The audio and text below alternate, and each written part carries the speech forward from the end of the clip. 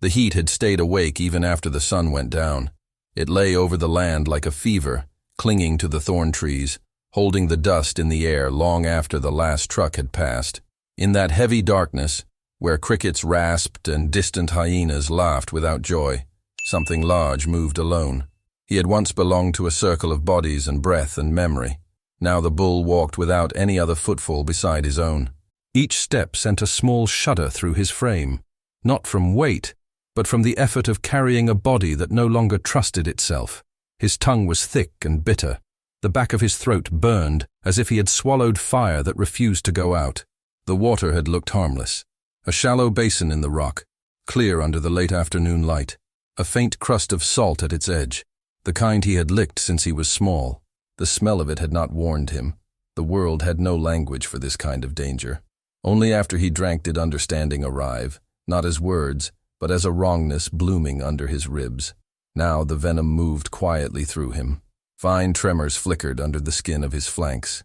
Muscles around his great stomach clenched and released in waves he could not control. Foam had dried in a crust at the edge of his mouth. His ears hung heavier than they should. When he lifted them, veins throbbed against paper-thin skin, trying to move a poisoned river with every beat. The herd had carried on. Instinct had pulled them, in a hesitant, broken line, away from the tainted hollow. Mothers nudged calves. Young bulls looked back, and then looked away. Somewhere in the vibration of their feet, he had felt both concern and surrender. Each life knows, in some quiet chamber inside itself, when another has already stepped too close to the edge. He staggered in the opposite direction. The night around him was a mixture of sound and absence. Branches snapping, insects singing, an owl's low question. His own breath had turned into a separate creature, louder than everything else, rasping in his ears. The ground rose and fell under his feet in ways it had not done in years. He lifted each leg and set it down as if unsure of the distance in between. Far ahead, a pinprick of orange pulsed in the dark. A small square of man-made light, too steady to be a star, too warm to be the moon. As he walked, it shifted from speck to window, from window to doorway. Around it grew the shape of walls, a roof, the outline of a tank catching starlight, a place where human scent pooled and lingered. He should have avoided it. For most of his life, safety had meant distance from structures like that and the vehicles that came and went from them. But the venom had erased old lines.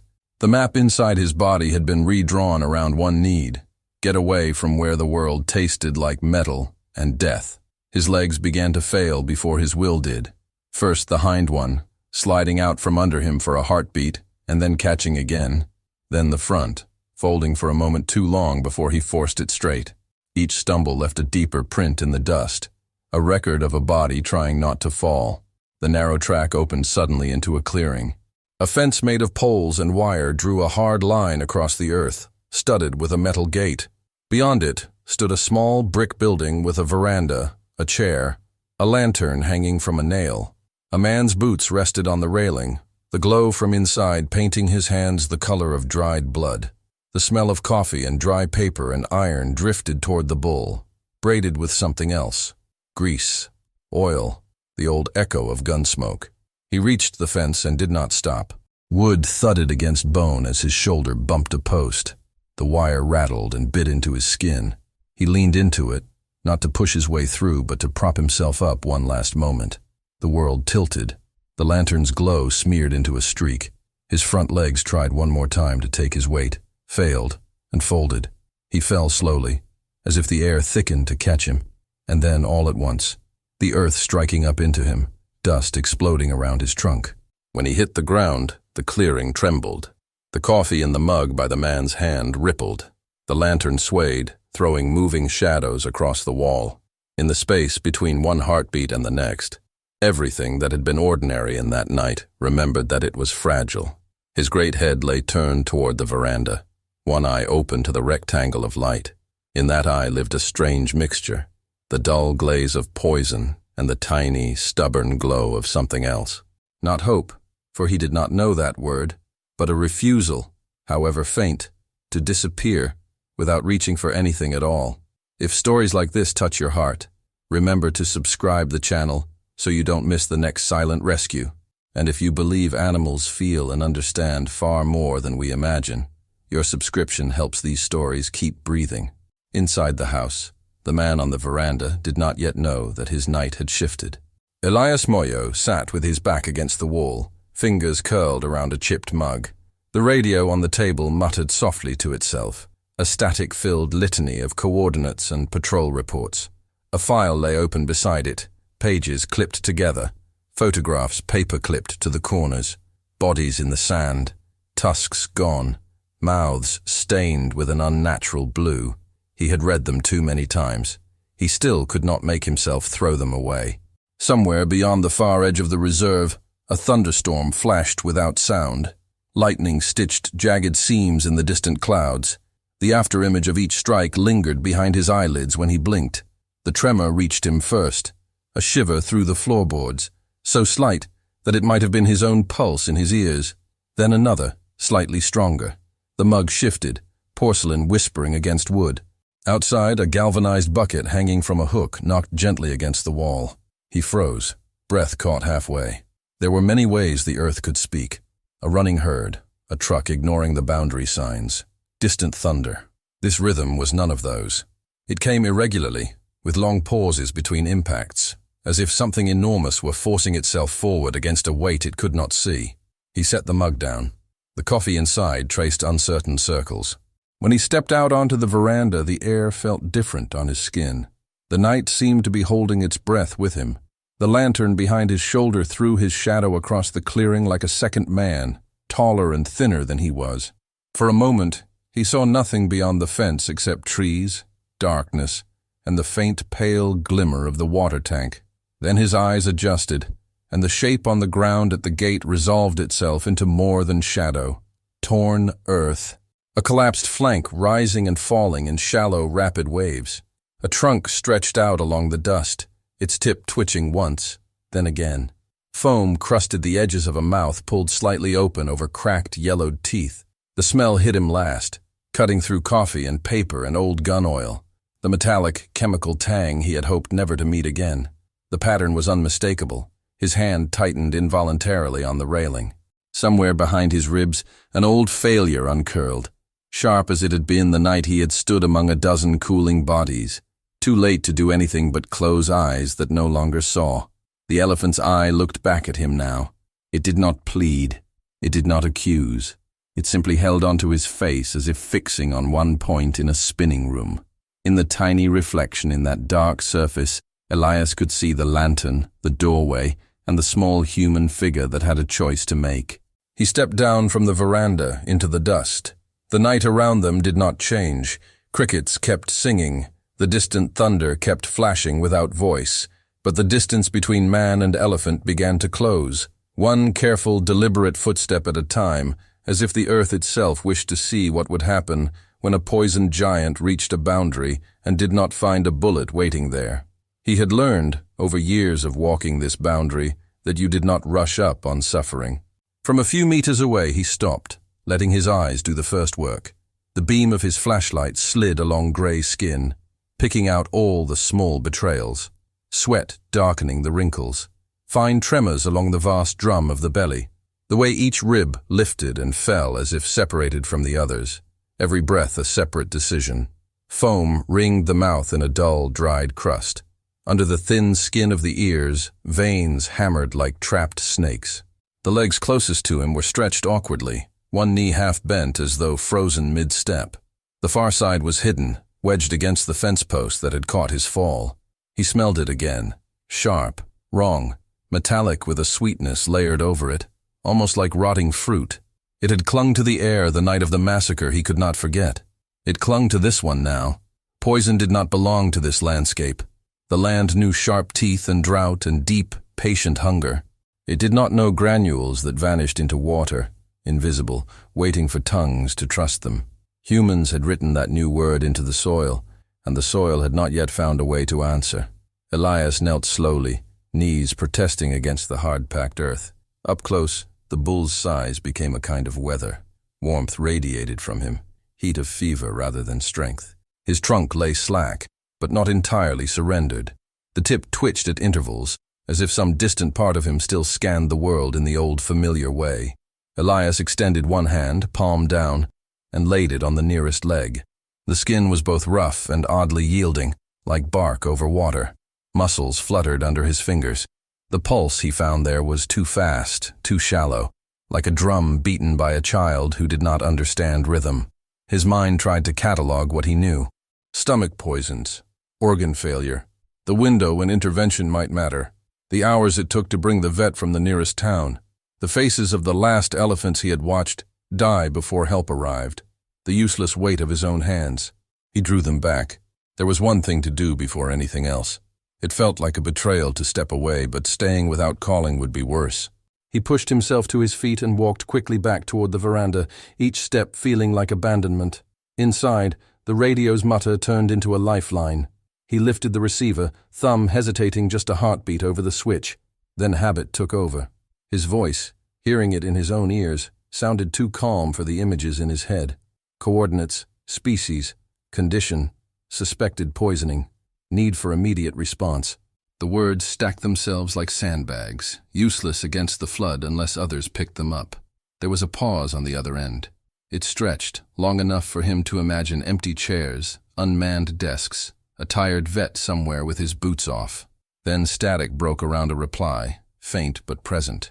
A vehicle, a time frame. It would not be soon. He hung the receiver back on its hook and, for a moment, let his hand rest there as if it could keep the connection alive by touch alone. Outside, the night did not wait. When he returned to the fallen bull, the breaths had become shallower still. The eye that had held his now grew cloudy around the edges. The enormous chest rose and fell as if someone had placed stones on it, adding one more with each minute. He needed to keep the poison from finishing its path. The small storeroom behind the house held what the budget would allow: bags of charcoal for water filters, a few vials of medication meant for animals smaller than this, coils of tubing, old clamps.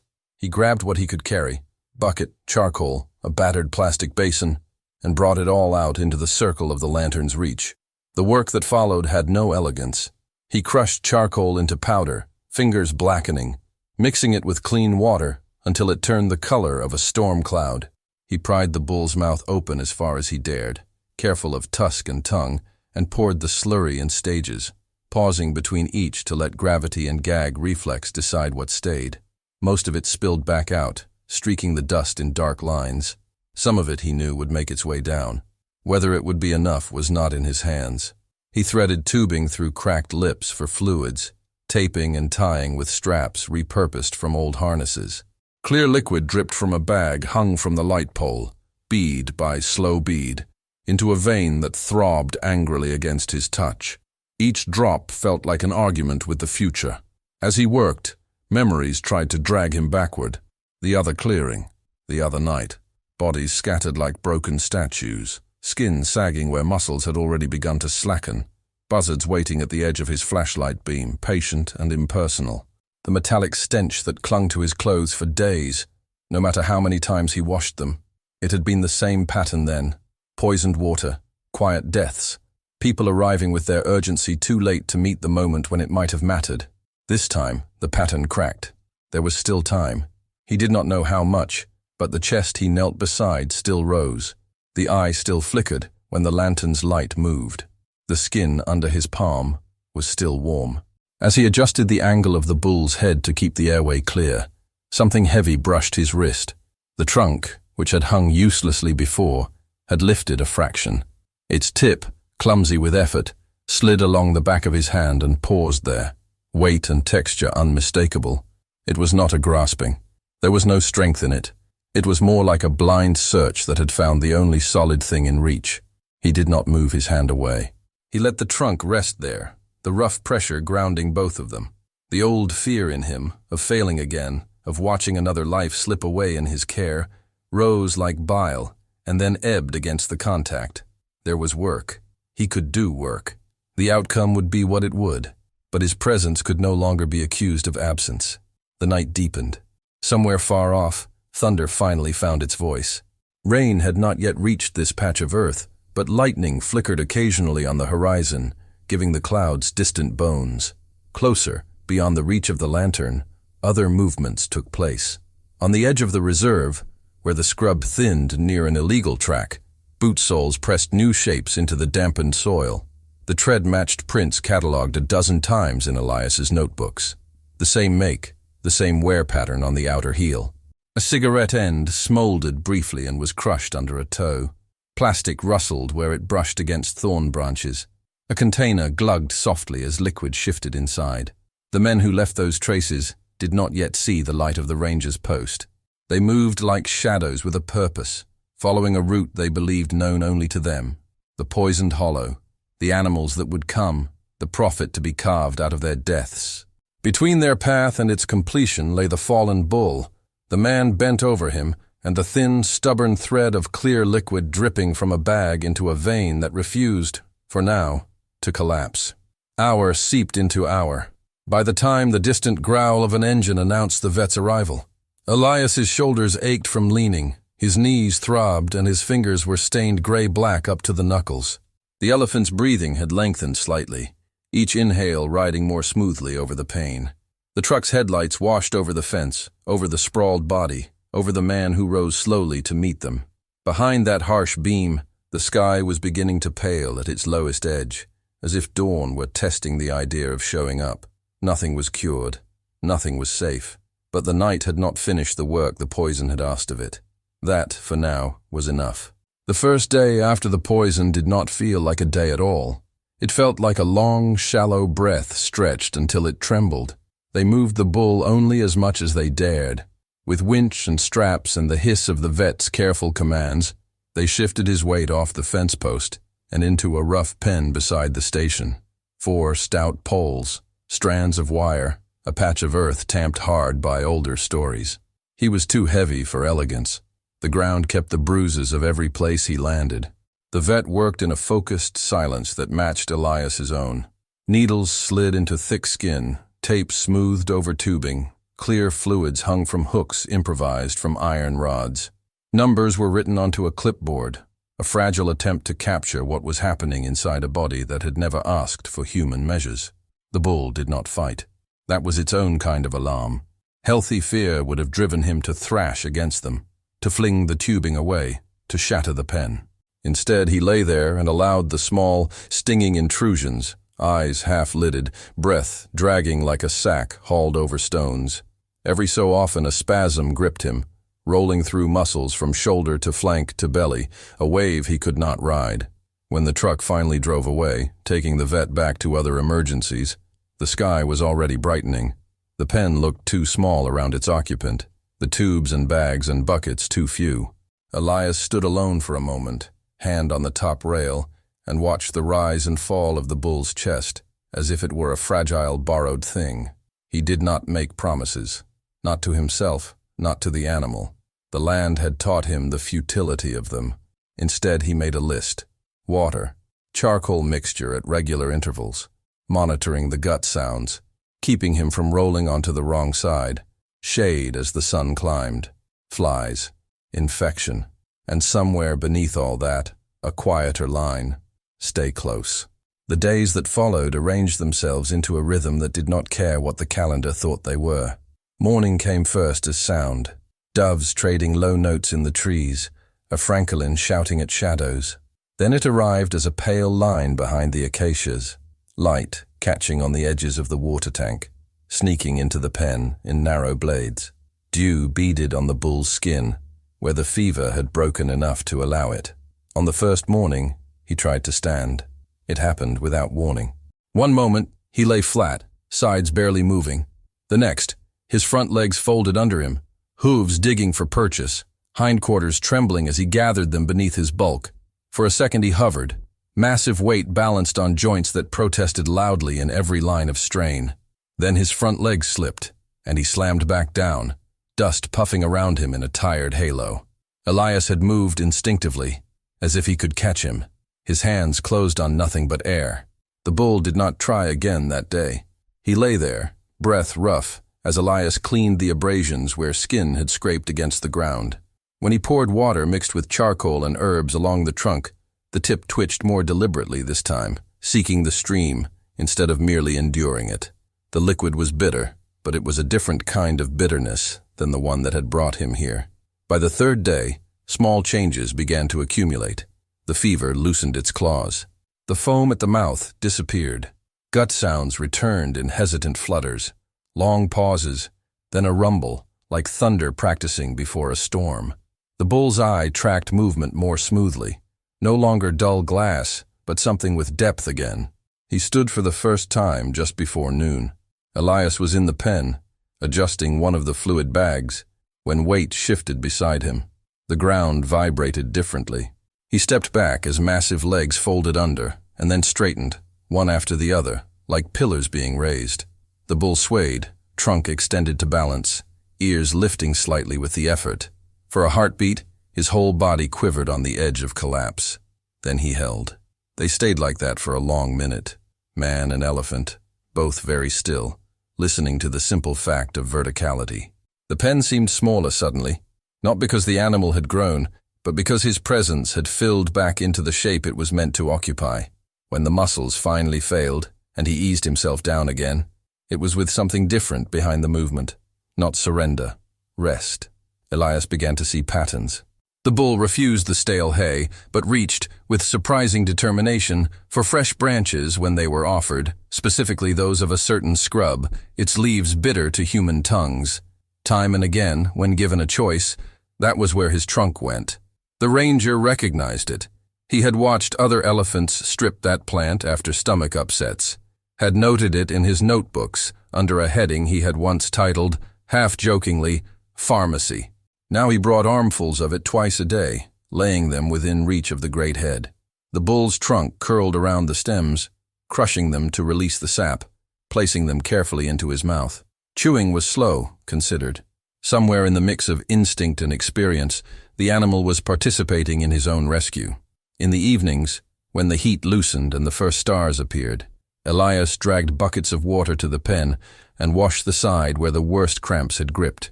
Warm water over bruised skin, hands moving in long, firm strokes to ease muscles that could not reach themselves. He told himself it was practical, stimulating circulation, keeping the skin healthy, but there was more in it. He had pressed his hands against dead flanks before, feeling only the remembered echo of movement. This living warmth was a defiance of that memory, repeated night after night. The bull began to anticipate these visits. On the fifth evening, as Elias entered with the bucket, the elephant shifted his weight in a deliberate way, rolling slightly to expose more of the injured side. The gesture was clumsy but clear. When the first trickle of water touched him, his eye closed halfway, and the massive chest loosened into a deeper exhale. Outside the little circle of lamplight and pen, the reserve continued its own cycle of harm and repair. Patrols brought back photographs. A shallow hollow where water had collected after rain, its surface dotted with residue that did not belong there. Granules clung to the mud at the edge, too uniform in size and color to be natural. Tire tracks led away from it, a particular pattern of tread Elias recognized grimly from past investigations.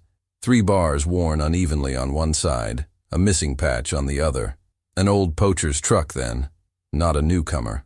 Someone who knew the roads and the blind spots. Someone who had learned that bullets made noise and questions, while poison left only silence in its wake.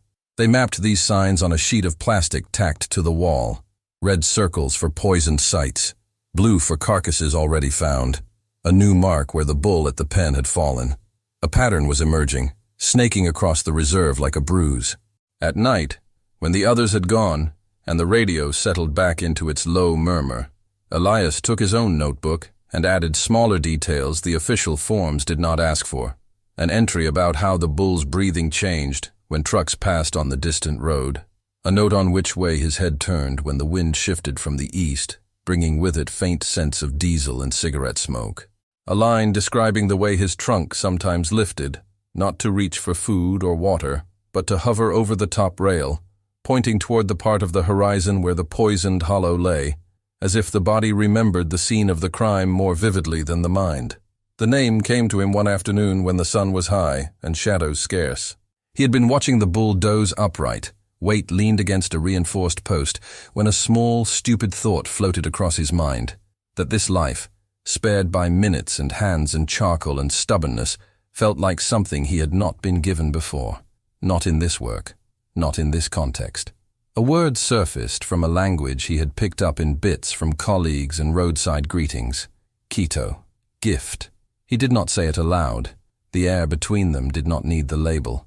But the word settled inside him anyway, attaching itself quietly to the image of the broad forehead, the scarred flank, the veined ears. When he looked at the bull after that, his thoughts had a name to gather around. Days slid into each other, marked only by the angle of light through the pen and the slow reduction of tubing and bags. The poison's roar subsided to a growl, then to a memory etched in scar tissue and caution. Yet the pattern on the map kept darkening. Another poisoned site discovered. Tracks suggesting someone had come back to check a carcass that was no longer there, found only disturbed earth and the smell of humans who were not their own. Each new mark pulled a thin line of unease tighter around the station. In the evenings, as Elias washed the last of the day's dust from Keto's side and felt the steady thump of a heart that had not given up, he could sense it like a pressure drop before a storm. The men who had sown this sickness into the land were not finished. The first sign that the world had shifted again was not something Elias could see. It was the way Keto stood.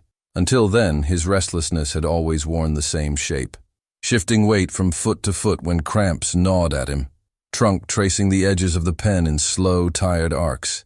Ears flicking half-heartedly at flies. This was different. It began in the blue-gray hour before dawn, when the sky was only beginning to think about light. The air was cool, the kind of brief mercy the dry season offered before the sun reclaimed everything. Elias had woken to the familiar creak of the station's timbers, the soft clink of the water tank cooling, the distant call of something hunting where he could not see, and underneath it, a hollow thudding, spaced out as if someone were knocking on the inside of the earth. He sat up, heart already knowing what his mind had not caught. By the time he stepped outside, Keto was no longer the convalescent who had leaned gratefully into the pen posts. He was upright in the corner closest to the road, legs braced, head lifted high, trunk extended horizontally through the gap between the rails. He was not looking at the water tank, not at the house, not at Elias. He was looking beyond the fence, through the thin strip of scrub, past the shallow dip where rain sometimes gathered, into a distance the man could not yet read. The air was still. No engine growled. No dust plume marked an approach. On the map tacked to the wall inside, the nearest red circle lay several kilometers away, the poisoned hollow that had nearly killed him. Elias knew its coordinates by heart. So it seemed, did the bull. He watched for a moment, boots planted in the dust, breath small in his chest compared to the long draws expanding the wide barrel of Keto's ribs. The bull's ears did not flap, did not cool. They stood half forward, listening, turning minutely toward some sound too low for human bones to pass on. There were choices here. He could dismiss it as phantom alarm, a body remembering pain in the direction it had once come from. He could chalk it up to restlessness after confinement, muscle returning to practice old movements. He could pour himself coffee and wait. Instead, he walked back inside, the floorboards dipping under his weight, and reached for the binoculars hanging by the door. From the veranda, the world resolved into layers of grainy detail as he raised them to his eyes. Every termite mound, every thorn bush, every patch of bare earth sharpened. He traced the line of the track that cut near the boundary, the faint scar left by too many tires over too many seasons. At first he saw nothing. Then in the place where the land folded slightly, he saw movement that did not belong to the wind. It was almost nothing. The brief flash of something straight-edged where nature tended toward irregular curves. The glint of light on glass or metal quickly covered. The sudden, synchronized stillness of a stand of birds, all heads turned toward the same invisible thing. He adjusted the focus, felt his pulse change. A figure emerged in fragments. The angle of a shoulder under a faded jacket, the dip and lift of arms carrying weight, a container's white lid catching the first hint of dawn. Behind it, another shape, then a third. No uniforms, no patches, no bright reflective strips of the anti-poaching teams. These movements were low to the ground, hugging shadows even when none were necessary. At their feet, the soil accepted new impressions, boot treads overlaid on older versions of themselves, deepening a pattern that already sat in his notebook.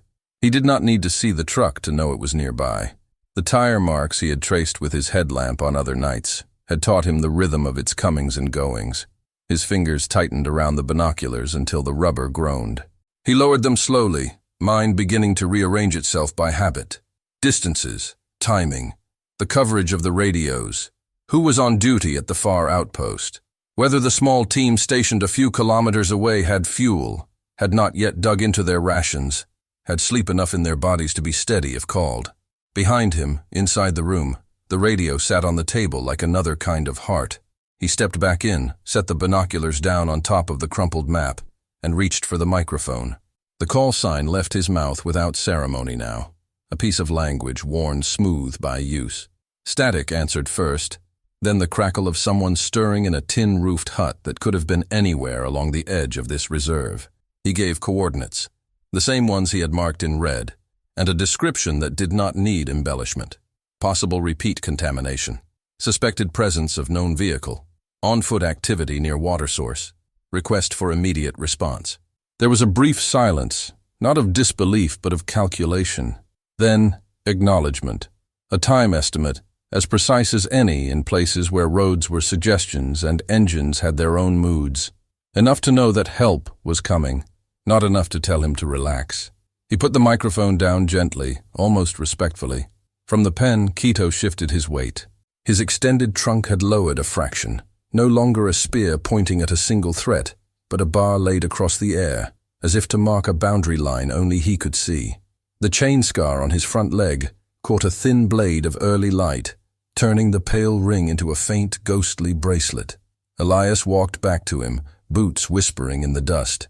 As he approached, the bull's gaze never left the distance, but his trunk curled once toward the approaching human, brushing the air between them, as if to acknowledge he was not alone in watching. There was nothing practical to do for him now. No drip to adjust, no dressing to change. His body, though still lean, had regained enough strength to stand without leaning on the posts, to sway with his own weight, rather than to collapse under it. The poison had receded to a scar inside, much like the one on his flank. The new danger did not live in his blood. It walked on two legs and carried containers. Still, the old injury connected them. The memory of pain gave the elephant a kind of compass, pointing unerringly toward the place where harm was being prepared again. Elias felt a bitter, tired gratitude for that. It should not have been the 11th job of a recovering animal to serve as an alarm. But the world rarely asked permission before assigning roles. The sun lifted, turning the edges of the clouds to strips of beaten copper. From the east, the low hum of an engine began to thread itself through the air. One he knew, from years of listening, did not belong to the poacher's truck. A different tone, slightly higher, more carefully maintained. The anti-poaching unit, then, riding the narrow road with their lights off, conserving every advantage. He listened until he could place their position against the mental map in his head. They were still too far to intervene before the first handful of crystals hit the water, if that was what the men intended. But not too far to catch them leaving. He picked up his rifle as he passed the rack on the wall. Not for performances of heroism. His knees were past such fantasies. But because the sight of it slung over his shoulder would save arguments if anyone asked later why he had approached his own fence unarmed. He walked to the outer gate, unlocked it, and stepped through. The pen was behind him now, Quito's bulk pressing against the rails nearest the track, watching. Between the station and the poisoned hollow lay a strip of scrub and sand where stories could change direction. The air tasted of metal and dust and something else. The faint tang of a choice not yet made. He did not hurry, but he did not linger. Each step away from the safe circle of the veranda felt like walking along the thin, frayed edge of an old photograph, the kind that could tear if handled too roughly. He had been here before, in other configurations of light and threat. He had arrived late then. His body remembered the way that guilt had settled into his shoulders like an extra, permanent weight. Ahead, unseen behind the low swell of land, boot soles pressed more deeply into damp soil as men knelt by the water's edge and opened their containers. Behind, unblinking, an elephant held his gaze fixed on the same point, as if willing the line between past and present not to repeat itself. They found the men before they saw their faces. The poisoned hollow lay in a shallow fold of ground, ringed by stones that had once marked a natural seep. In the dry season it held only a skin of water, enough to reflect the sky in a broken way. This morning, 3 shapes were crouched at its edge, blocking that reflection with their shadows. From where he stopped in the scrub, Elias could see only fragments. A hand unscrewing a plastic lid, fingers dipping a tin cup into the water. A sack lying partially open on the ground, its contents a uniform, unnatural white. The faint swirl as grains met the surface and began to disappear, dissolving into something no eye could separate from the rest. He tasted the old helplessness rise like acid in his throat. It would be a matter of minutes before the water here became another silent weapon. Hours before any animal, thirsty and unsuspecting, wandered in and trusted it. Days before the bodies might be found, if at all. The pattern had traced itself like this across too much land already. The low growl of the approaching unit's engine thickened behind him, building from suggestion to fact. Someone cut it off a little way back. The sudden quiet, like a held breath. Doors opened softly. Boots met earth. Shapes spread out, slotting themselves into the spaces between thorn trees and termite mounds with the weary efficiency of people who had done this before. The arrest itself did not happen in the center of the frame. It unfolded at the edges, half seen through brush and distance. A shout that never quite carried words, arms lifted away from the body, a container knocked from a hand and spilling harmlessly into the dust, plastic evidence bags opening like small, translucent mouths, metal glinting briefly where wrists were joined behind backs. A rifle lay on the ground for a moment, ownerless, before someone towed it farther from reach and wrapped gloved fingers around the barrel. It was logged later as an item on a list. In this moment, it was a length of metal that had not fired.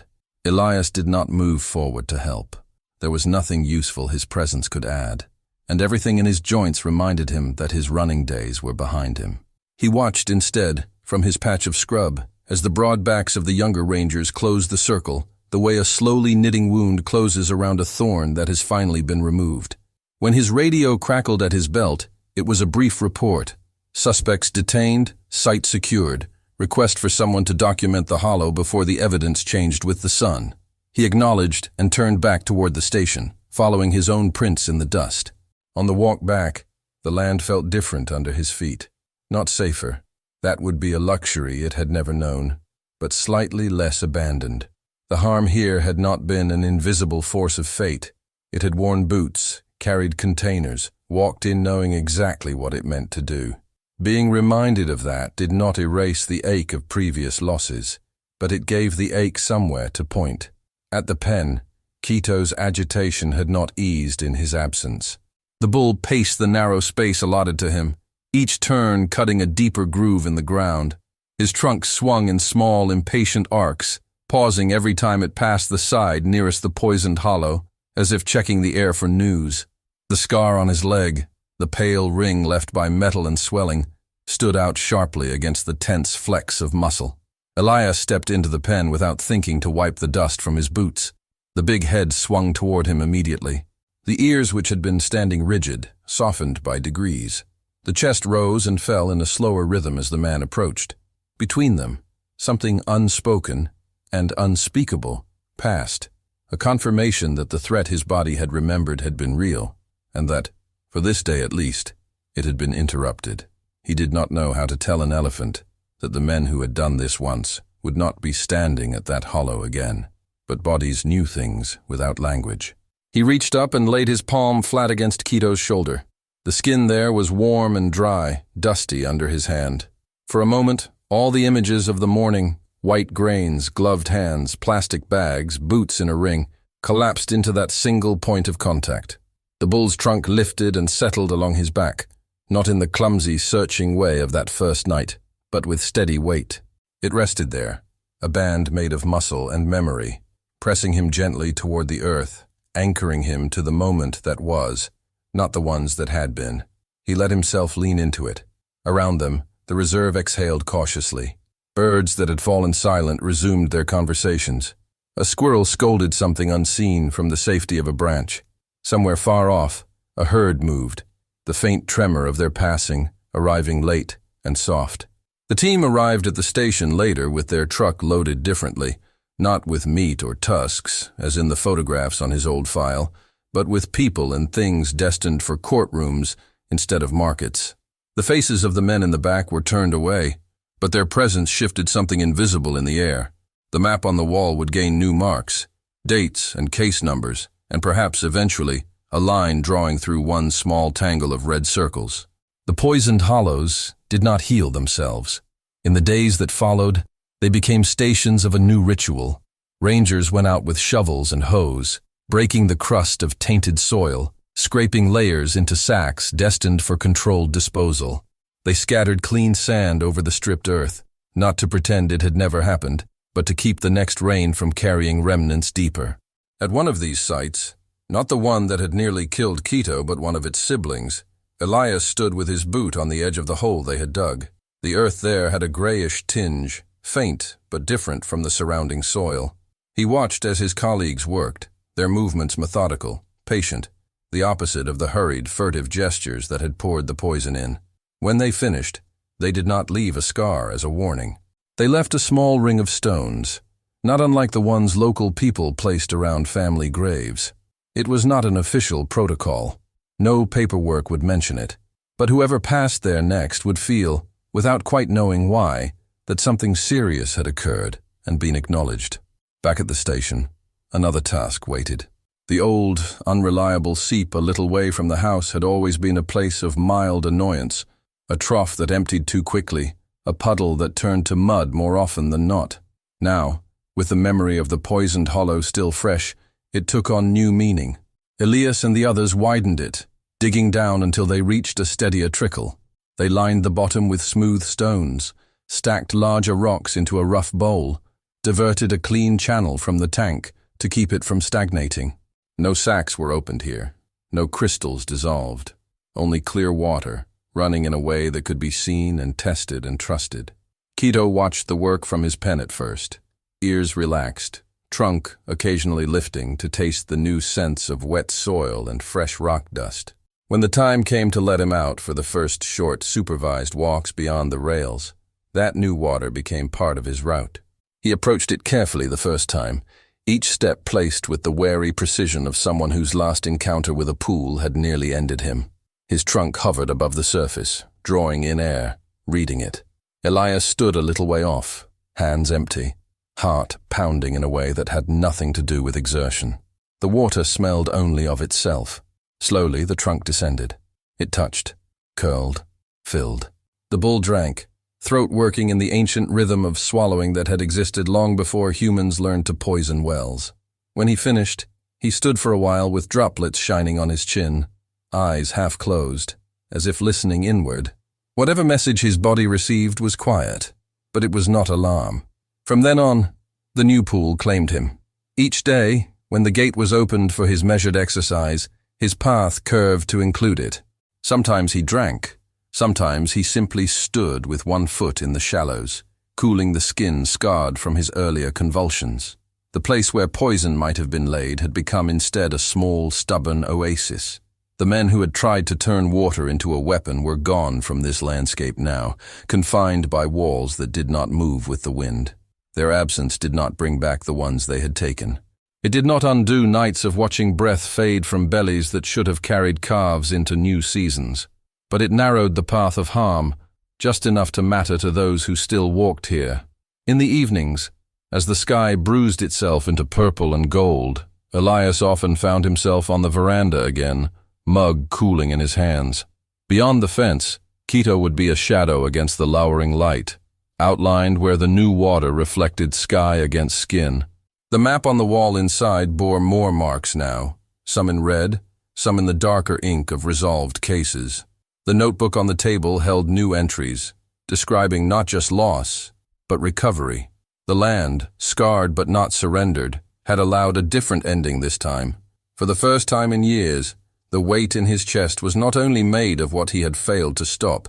It held too the shape of a night when the earth had trembled with the fall of a poisoned body, and a morning when that body had risen again, carrying the memory of pain not as a curse, but as a compass pointing away from it. Years did what they always do. They did not arrive with fanfare. They slid quietly into joints, turned black hairs gray, softened scars without erasing them. They traced themselves in rings on trees, in the slow widening of paths where feet and hooves passed again and again. At the little station, change showed up as small additions. A second, more reliable radio sat beside the old one. A laminated poster about poison and wildlife hung by the door, its bright diagrams fading a little in the sun. A shelf held jars of crushed charcoal, ready instead of improvised. On the veranda, the chair Elias favored grew a deeper curve where his weight had settled so often. He himself shrank slightly into his clothes, shoulders rounding, movements measured not only by caution, but by the body's new limits. His beard whitened, the skin along his neck creased in soft lines that remained even when he wasn't frowning, but his hands never forgot the feel of rough hide under his palms, the weight of a trunk resting like a question against his back. Quito changed in ways that were both more and less visible. The sharpness of his ribs softened as seasons fed him. Muscles filled out along his shoulders. The scar on his flank paled until, in certain lights, it was only a subtler pattern in the map of wrinkles. The ring on his front leg remained, a pale band where skin had stretched tight over swelling once, then relaxed. It did not hurt anymore. It simply told the truth. He did not live at the station. He belonged to the wide patterns of the herd, the slow migrations between distant water and shade, the decisive turns when someone smelled rain before anyone could see clouds. New calves arrived, wobbling at their mother's sides, trunks learning the language of dust and leaves. Old matriarchs carried memories that spanned more years than most people stayed in any one posting, and yet, at certain times, Quito's path bent back toward the place where the venom had first tried to finish him. The first of these returns came one dawn when the dry season sat in the air like a held breath. Elias woke before the alarm, not because of any noise but because the silence outside had shifted. It was the kind of quiet that fell when many small creatures paused at once, making room for a larger presence. He rose, joints complaining, and stepped out onto the veranda. At the edge of the clearing, just beyond the repaired fence, a shape stood darker than the shadow around it. For a moment, he thought his mind had reached back to that first night, repainting an old scene. Then Quito moved, and the illusion broke. This was not the collapsed, trembling body that had hit the ground with a thud that shook the lantern. This was a pillar of strength, balanced on all 4 feet, head carried high. His ears flared gently to catch the morning breeze. His trunk was lifted, sampling the air, drawing in the familiar mix of human scent, metal, water, old coffee, and the faint tang of charcoal. He waited at the gate, not pacing, not panicking, simply standing, as if the clearing were part of his network of water holes now, a place he checked as regularly as he checked the salt licks and shade trees. When Elias approached, hands empty, Quito did not step back. He lowered his trunk until the tip brushed the top rail, then the old man's forearm.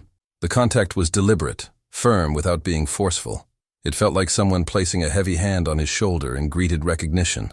After a while, Quito turned away, walked to the new stone-lined pool, and drank. Then he left, just as silently as he'd come, wrapping himself back into the curtain of trees and dust. It did not happen daily. It did not obey calendars, but the visits repeated. Sometimes he came alone, his presence announced only by the slow rhythm of his feet on packed earth and the faint vibration in the floorboards. Sometimes he arrived with a small escort, a younger male trailing respectfully behind, or a matriarch whose own eyes carried other histories. Once, years after the poison, he appeared with a calf at his flank. The little one's ears were comically large, its steps still uncertain in their size. It followed Quito closely, bumping against his leg, copying his movements. When the adult paused at the pool and shortened his stride to accommodate the ground, the calf did the same, splashing clumsily in the shallow edge, trunk blowing bubbles instead of gathering water. From the veranda, Elias watched, a slow smile creasing the lines at the corners of his mouth. He saw it then with a clarity that cut deeper than nostalgia. The path the poison had tried to sever, still continuing. The line of elephants moving through this land had not ended in that hollow. It flowed on, altered, more wary perhaps, but unbroken. The visits themselves became ritual without either participant deciding so. Quito would arrive, following the same curve toward the gate. He would pause, as if measuring the distance between memory and present. Elias, if he was not already outside, would feel the shift in the air and come out, even if his knees protested the stairs. Sometimes he carried a bucket, though not one filled with charcoal slurry now, just clean water, poured into the pool in case the dry season had been greedier than usual. Sometimes his hands were empty, his offering nothing more than presents. The gestures repeated and deepened. Quito's trunk would find the familiar patch of skin on Elias's forearm or shoulder or, more often as the years went on, the center of his chest. That was where the touch finally settled, as if the elephant had mapped the place under which something important beat slowly and stubbornly on. Elias would lay his palm against the broad curve of trunk, fingers spread. Under his hand, he felt the blood pulsing through muscles and veins, the low hum of a life that had once almost gone out under his watch and now stood here by choice. Neither owed the other, and yet they both did. On some evenings, after Quito had gone and the dust of his departure still hung in the air like a veil, Elias would sit back down in his chair and look at the map on the wall. The red circles from those first investigations were still there, now annotated with dates, case numbers, verdicts.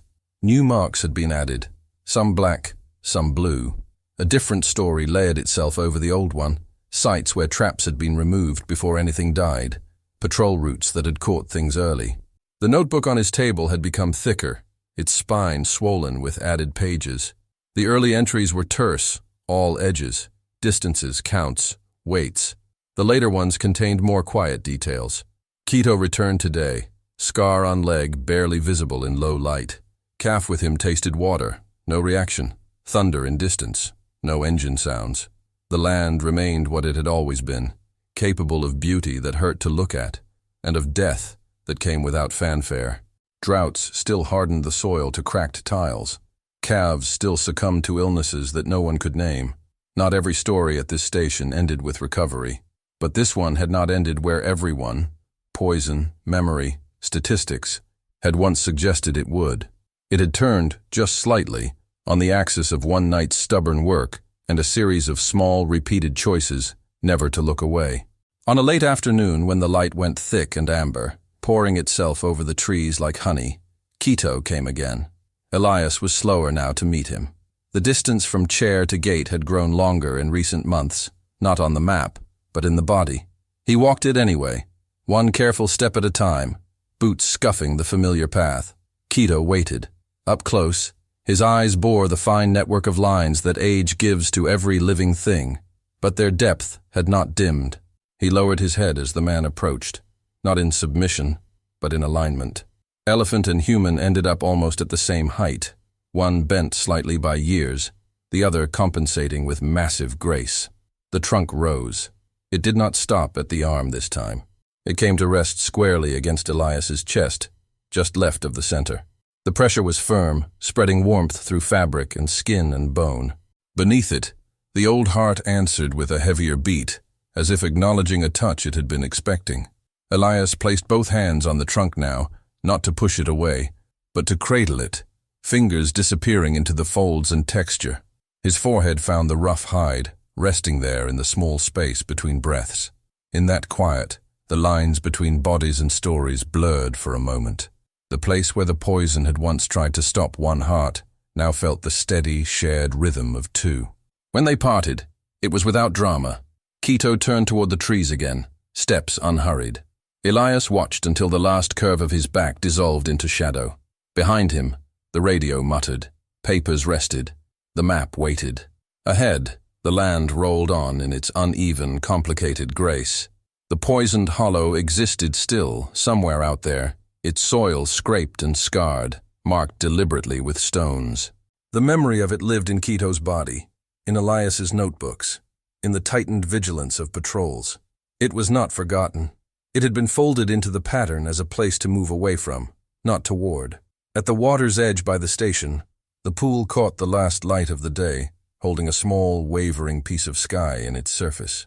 Later, when night settled and the crickets began their thin music again, the earth under the little house would tremble faintly with the passing of a herd somewhere in the dark.